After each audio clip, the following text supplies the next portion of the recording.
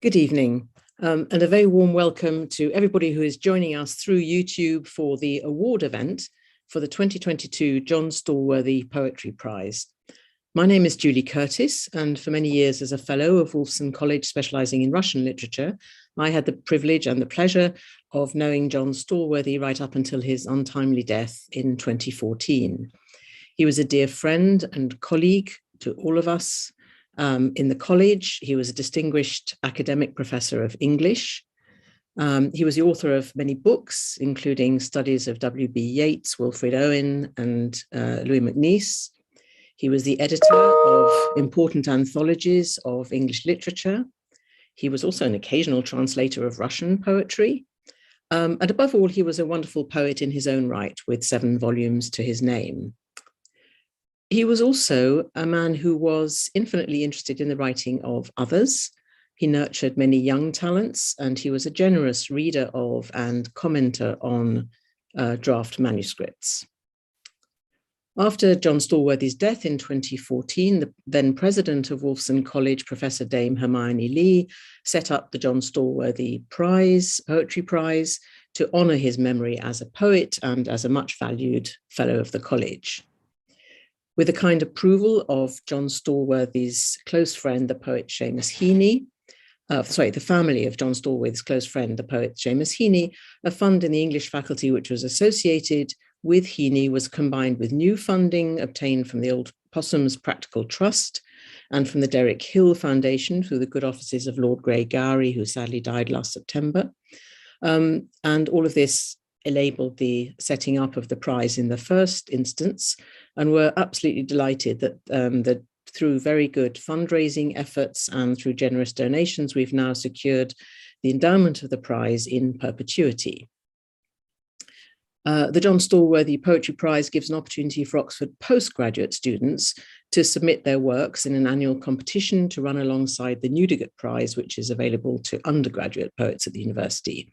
Each poet each year may submit up to 3 poems, and the poems can be up to 40 lines in length. The prize is hosted and run by Wolfson College, and the administration is provided by the English faculty at Oxford. The theme chosen for the first 2016 John Stalworthy Poetry Prize was borrowed from one of Seamus Heaney's own collections. It was called, therefore, Seeing Things.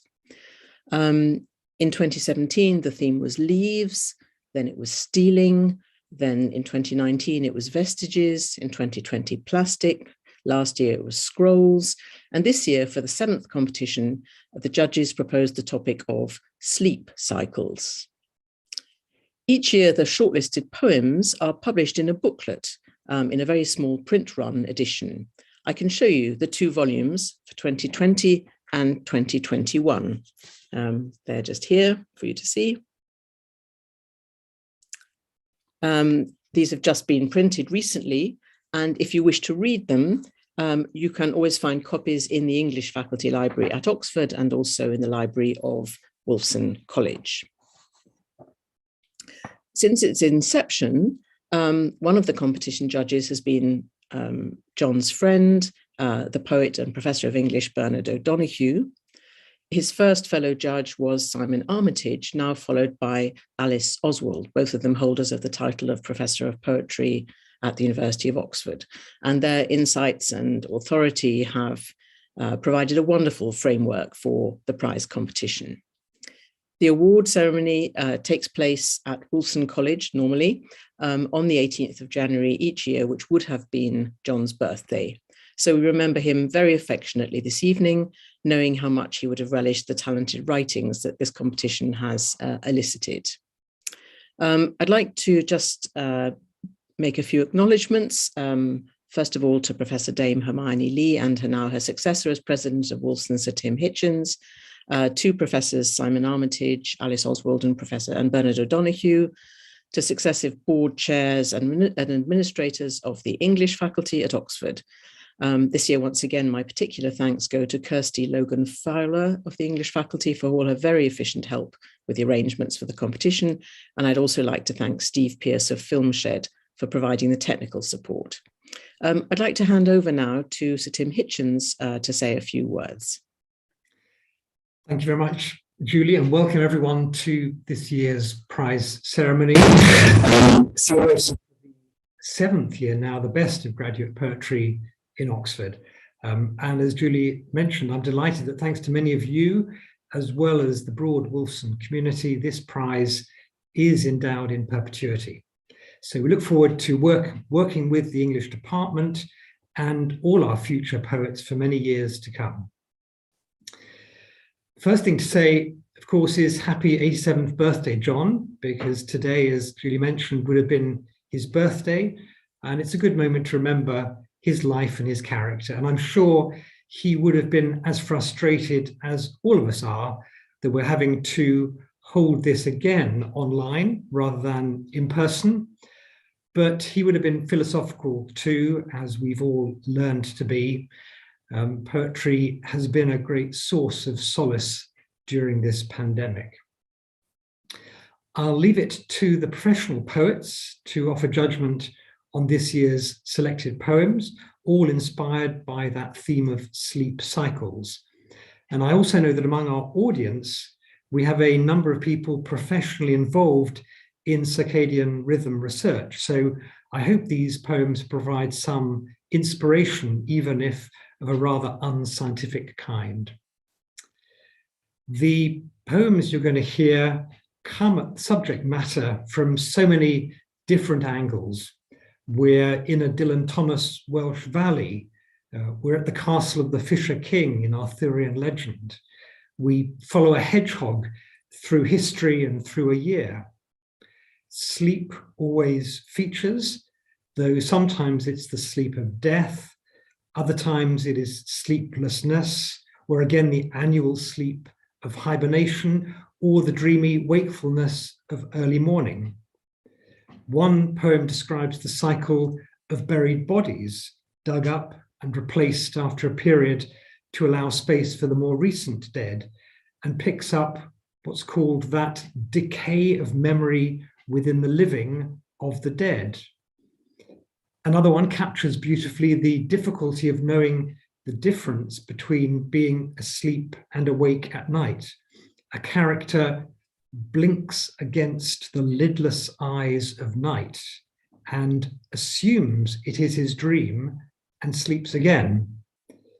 One of my favorite poems uses rhyme and half rhyme to describe the fitful rhythm of sleeping, ending lines with sleep, then grip, then keep, half rhyming as the poem's voice half keeps control of its sleep.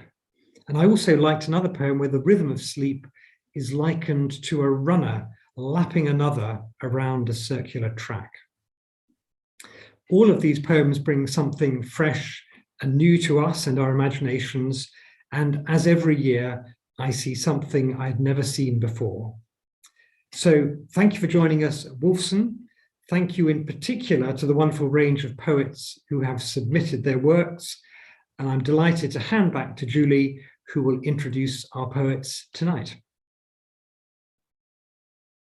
Thanks so much, Tim.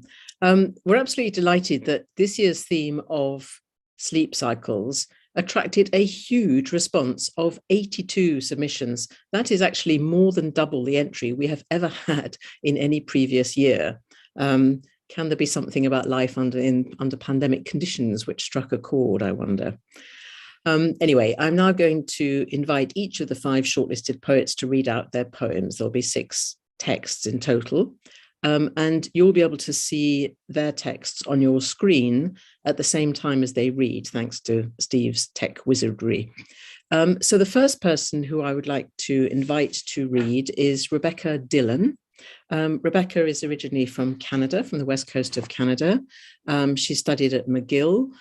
She's here doing a master's in English language and literature with a particular focus on the Romantic era, and has enjoyed writing poetry for pleasure, has a range of interests in music, art, and the Canadian wilderness, and a long-standing interest in education in the life sciences. And she tells me that this particular poem was born out of a struggle with its subject matter, an irregular sleep cycle. So Rebecca, I'll hand over to you, first of all, please. Sir Tim Hitchens, Professor Curtis, and other distinguished faculty, administrators, guests, and fellow poets, Thank you for the opportunity to read my work on this commemorative day for the John Stalworthy Poetry Prize. The wasp is at the window, too late, its body a bare outline beside the city lights. A wrong thing, a wrong night. It's the confusion of a foghorn in a land-bound town. You don't belong here. The system is off kilter. Nature has slowed and taps off beat. Circadian rhythm is behind the round. Shouldn't you be asleep? I should. My brain, the tired thing, belongs in a cemetery of body parts at this point, with proper things murmured over new ground, an off-track bulb, but she will be missed. An uncanny valley of thought, around in motion the last jogger in a sprint, long ago lapped by another sleep cycle. The round around this time breaks off. It squirms, like a moon set on blue sky, like a foghorn below the sun, like a wasp arriving late.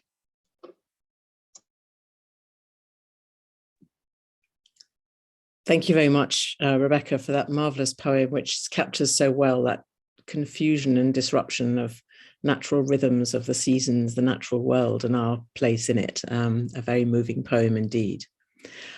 So I would now like to pass on, then invite Katarina Friega to read next. Kat is a DPhil student who is working on modern European history. She's looking at a group of German writers and photographers who traveled abroad extensively during the 1930s and 1940s. She's particularly interested in subjectivity, in the cultural imagination of space and place, and the relationship between history and narrative.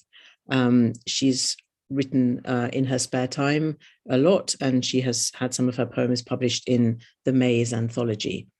So Kat, let me pass over to you to read your poem, please. Thank you very much. And hello, I wanted to join Rebecca in thanking you and Sir Tim Hitchens, as well as Professor Bernard Donahue and the Professor of Poetry, Alice Oswald, for this opportunity to be reading this year. I'm honored to be part of such a wonderful group. I'll be reading my poem of Saints and Sinners. Pliny the Elder studied hedgehogs who gathered grapes, or perhaps they climbed apple trees and knocked down the red, luscious fruit. Impaling their lavish harvest upon razor-sharp spines, they trundled to unseen burrows in the undergrowth, while shorter days spun faster and sleepless nights lingered longer. Residual imprints softened the first traces of frost, but the feeble, inexorable dawn whispered into hollow groves its spectral promise of what must come. Aristotle swore the hedgehog could smell the future on the wings of changing winds. Albertus Magnus concurred, more men pretending they might know things. But the creature has withstood her history, been blamed for stealing milk and eggs, for lording over the rites of spring, for casting thorny spells beholden to the piercing midnight sun. Little witches. St. Anthony of Padua cried, Echinus is the persistent sinner. Covered over and over in turpitude, each prickly needle proof of wrongdoing, she rolls herself into a tightened ball and does not repent, but remains ever reprobate and unyielding. She eats and sleeps and does not dream, cradled in comfort by truths unknown. And when the year slides towards its close, when the apples plummet from their boughs, she slips away to hibernate. Thank you, Kat, so much for that beautiful poem, thinking about these same themes across the centuries, and again, with a preoccupation with circadian rhythms and the change of seasons. It has to be said too that, of course, any poems about hedgehogs are particularly precious to Wolfsonians who cherish the memory of the first president of Wolfson, Berlin, and his famous essay, The Hedgehog and the Fox. So that was a particularly pleasing image to open with for us readers of this poem. Thank you very much, Kat. I'd like now to pass on to E.L. Halesey. Eleanor is reading for a DPhil in French literature, focusing on poetic influences on the works of Marcel Proust. She has also been published in The Maze, and shortlisted for the Alfred Douglas Prize, and indeed was a runner-up for a previous John Stalworthy Poetry Prize. Currently, she's the editor-in-chief of the Oxford Review of Books. So Eleanor, could I invite you to read your poem next, please? Thank you very much, everyone. Charm for not knowing. There's another time our bodies keep, and dreaming I would always wake to find we'd known each other better in our sleep. The heart rate slows and fingers lose their grip. Thought and will no longer stay in line, but there's another time our bodies keep. The witless flesh finds it cannot speak the closeness that the waking days unwind. We'd known each other better in our sleep. I dug a hole to bury us so deep, I blinked and still the blackness saw me blind. But there's another time our bodies keep. I towed the edge of feeling, took the leap. I'd close my eyes and each night lose my mind. We'd know each other better in our sleep. I thought that I could conjure you complete if I crossed myself and spoke your name with mine. But who can tell what time we'll get to keep? Now I know you only in my sleep. Thank you, Eleanor, for a wonderful poem, evoking the patterns and the rhythms through repetition and echo and circularity of the issue of sleep cycles. I really love this poem. So then I'm going to pass on to our next reader, Alex Peplow, who is completing a doctorate in medieval history, looking at the ideas of obedience in the conflicts between the Holy Roman Empire, the papacy, and the Franciscan order in the early 14th century.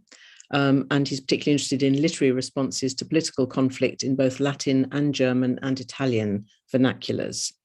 As a poet, Alex has been published in Oxford University Poetry Society's Ash magazine. He set up the Merton College Poetry Society with Molly Clark, and in 2018, Alex was the winner of the John Stalworthy Poetry Prize on the theme of stealing. And this year, 2 of Alex's poems have made it to the shortlist. So Alex, can I invite you to read your 2 poems now?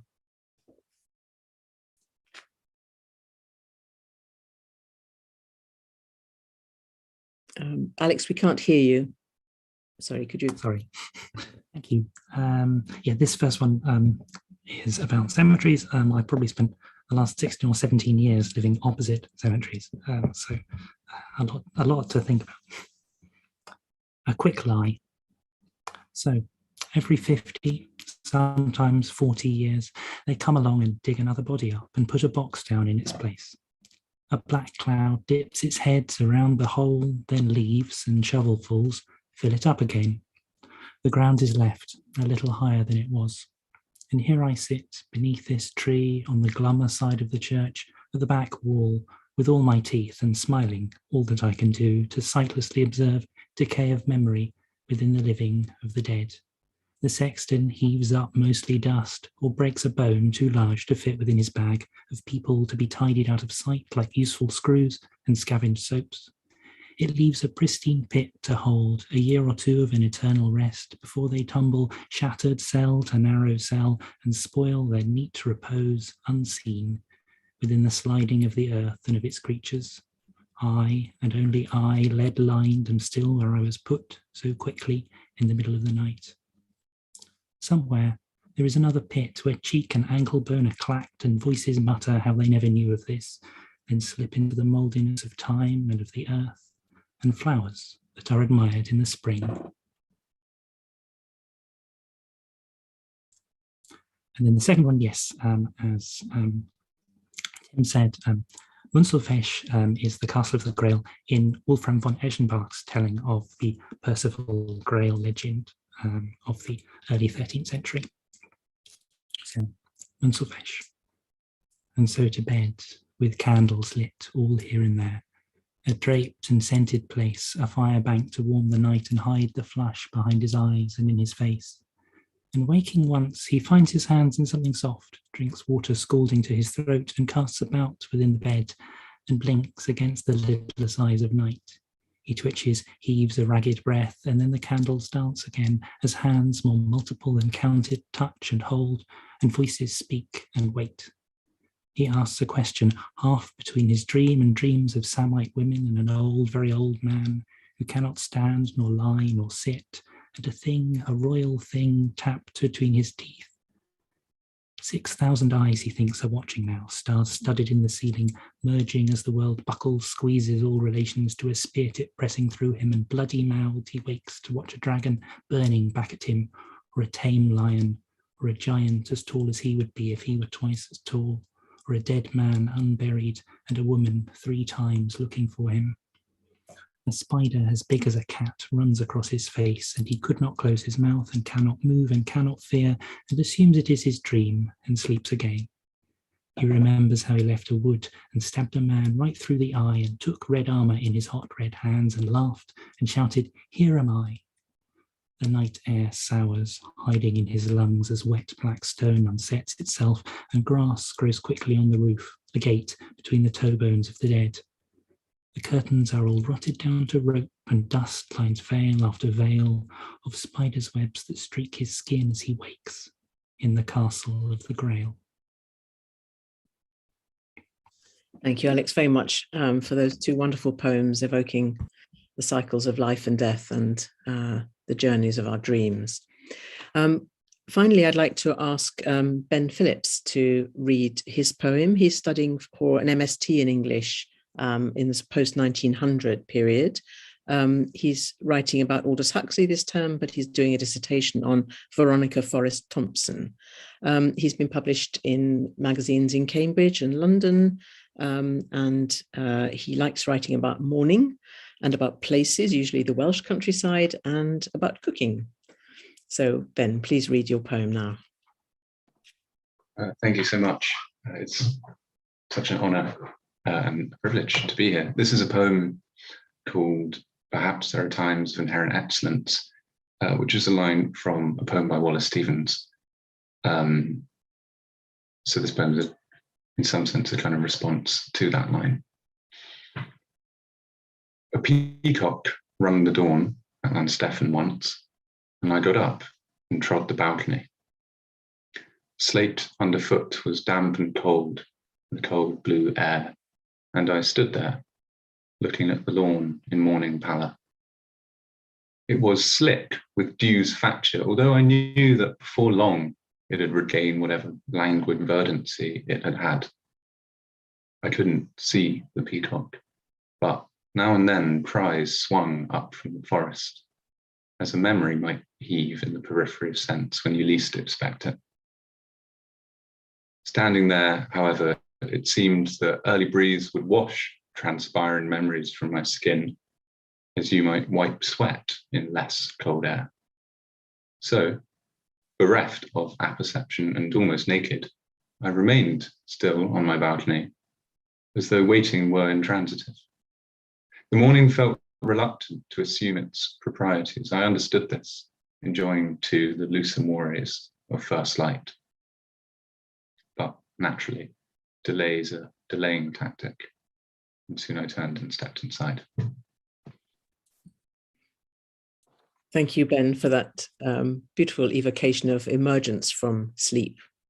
I'm sure fragments of all of these wonderful texts will visit us in our dreams and tonight and in the future. A terrific group of poems. We were really thrilled to have such a fantastic shortlist this year. So I'd like to hand over now to our 2 judges. First of all, Professor Bernard O'Donoghue, and then I'll ask Professor Alice Oswald to follow straight on after his words. So Bernard, please let me pass it over to you. Thank you very much, Julie. And I'm very grateful to both for letting me be the judge again of this terrific competition. I mean, as Julie said at the beginning, there was a huge submission this year, more than twice as many as in any of the previous years. So we had great difficulty in reducing the substantial entry to the 6 poems that you've heard. As in previous years, there are several others that we would have liked to add to those 6. As everybody has said, the given topic, sleep cycles, proved highly productive, not only in the number of poems, but as you have heard already, in the range of treatment. Above all, the topic gave room for metaphorical considerations of the sense of sleep. Predictably, Hamlet's sleep of death was as common as sleep in bed and often more physically evoked. There are some admirably ghoulish narratives evoking what one poem called the first year or two of an eternal rest in the grave, reminiscent of the opening of Great Expectations. A number of writers turn to the Gothic and the medieval romance for dream images. A knight goes to his candlelit bed and half wakes to see a series of terrifying dream images. A spider as big as a cat, which runs across his face while he could not close his mouth. One great virtue of many of these narrative poems was the way they expressed strangeness through entirely clear and lucid language. A giant as tall as he would be if he were twice as tall. That's the language of Gawain the Green Knight, I think. One clear example of not overreaching or striving for special effects.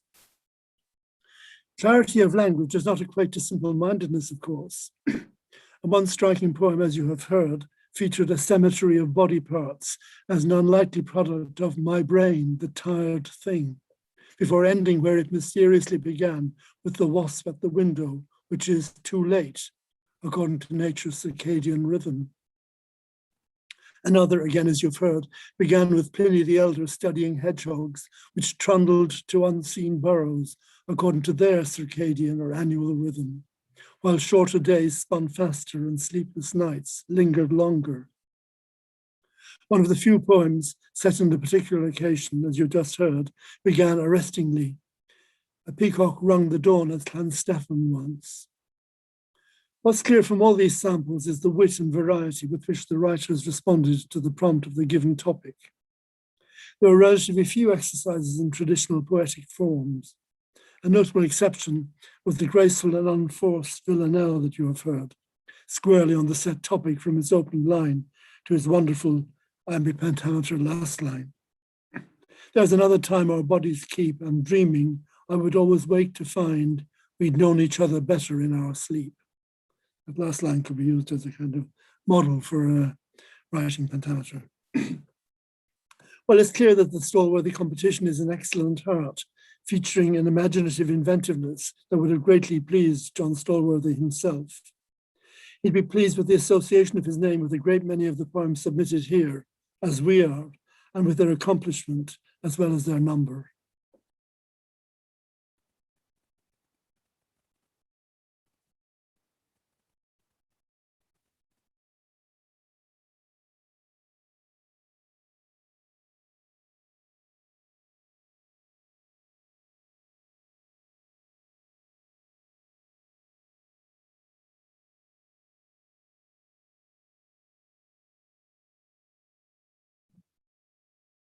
Alice, you're still muted. If you could, can you work out how to do that?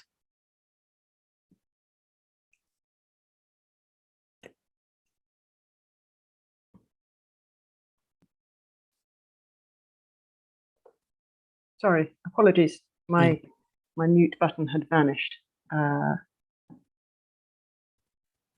Okay. That's fine, thanks. No, I've lost my text. Okay, thank you all so much for reading those lovely poems. And it's been a real pleasure to read so many poems this year, and all on one of my favorite subjects, which is sleep. I've been interested in sleep, its many compartments and dangers for as long as I remember, but my interest increased a few years ago after hearing the voice track of the Guinness Book of Records' most prolific dreamer. Yes, there is such a thing, Diane Mcgregor. In the 1950s, McGregor's roommate made a transcription of his dreams, a disturbing collection of ramblings, including commentaries on vivisection, voyeurism, and the end of the world. Obsessive, misogynist, racist, obscene, but with some strange, unedited radiance, which feels relevant to the writing of poetry. Well, I am glad that none of the entries was that anarchic. After all, poetry has to find the far edge where wildness has harmony. A few entries experimented with syntax and nonsense language, which seemed a brave and drowsy approach, but not enough on its own. We wanted something capable of waking as well as sleeping. So the poems we've chosen all have some clarities to recommend them. Of Saints and Sinners by Katarina Friega presents an elegant, talkative pattern with a sleeping hedgehog inside it. And I also am very pleased to meet a hedgehog in a poem. It's so long since I've seen one that I want to offer personal thanks for this poem. Another creature, a winter wasp, kept me awake in a poem by Rebecca Dillon. I can't think of a better symbol of sleep than the heaviness and multiple Zs of a wasp in the wrong season. And the dialogue between the wasp and the poet somehow reminded me of the duet between Odysseus and Penelope at the end of the Odyssey. There was some beautifully strange language in Ben Phillips's poem. Perhaps there are times of inherent excellence. Words like facture and languid verdancy, which I wasn't sure how to construe. They held me at arm's length in a very faraway place, which suddenly altered at the last lines. But naturally, delays a delaying tactic, and soon I turned and stepped inside. I commend that ending, and I highly commend E.L. Halsey's poem, Charm for Not Knowing. I don't usually praise villanelles because they so often give off an atmosphere of pride and too much tidiness, but not this one. It is immaculately made and yet also human and speakable. The last line, in spite of having already appeared 3 times, is utterly new. Alexander Peplow has been rewarded for 2 poems. Muntsalvesh, I'm not sure how to pronounce that, which is joint runner-up with the villanelle, is densely and musically written. It is hard to describe such a mysterious poem, moving in and out of the Grail legend, not quite knowing where it is. And waking once, he finds his hands in something soft, drinks water scalding to his throat, and casts about within the bed and blinks against the lidless eyes of night. But most highly, I commend his poem A Quick Lie, witty, macabre. I like so much its swift, strange images that rather than attempt to describe them, I'll read a few back to you. A black cloud dips its heads, and here I sit with all my teeth and smiling. And that astonishing festival in the last lines, somewhere there is another pit where cheek and ankle bone are clacked and voices mutter how they never knew of this, then slip into the moldiness of time and of the earth and flowers that are admired in the spring.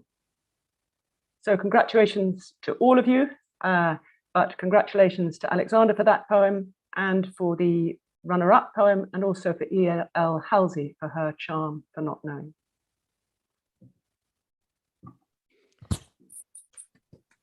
Many congratulations. So Alex Peplow is our winner this year. For the 2nd time, he wins the John Stalworthy Poetry Prize, having already won it in 2018, as I mentioned. So this is really a magnificent achievement, and also to have a runner-up poem. So wonderful texts, all the 6 that we have heard today, and 3 have just edged it beyond the rest, but they've been a terrific group. So Alex, could we invite you to read your poem out to us, your winning poem, A Quick Lie, once more so that we can enjoy it? Thank you very much, and thank you to everyone here. I mean, all of those poems are really excellent. It's been a real pleasure to listen to them this evening. A Quick Lie. So every 50, sometimes 40 years, they come along and dig another body up and put a box down in its place. A black cloud dips its heads around the hole, then leaves and shovelfuls fill it up again. The ground is left a little higher than it was, and here I sit beneath this tree on the glummer side of the church at the back wall, with all my teeth and smiling, all that I can do to sightlessly observe decay of memory within the living of the dead. The sexton heaves up mostly dust and breaks a bone too large to fit within his bag of people to be tidied out of sight like useful screws and scavenge soaps. It leaves a pristine pit to hold a year or 2 of an eternal rest before they tumble, shattered, cell to narrow cell, and spoil their neat repose unseen within the sliding of the earth and of its creatures. I, and only I, lead-lined and still where I was put, so quickly, in the middle of the night.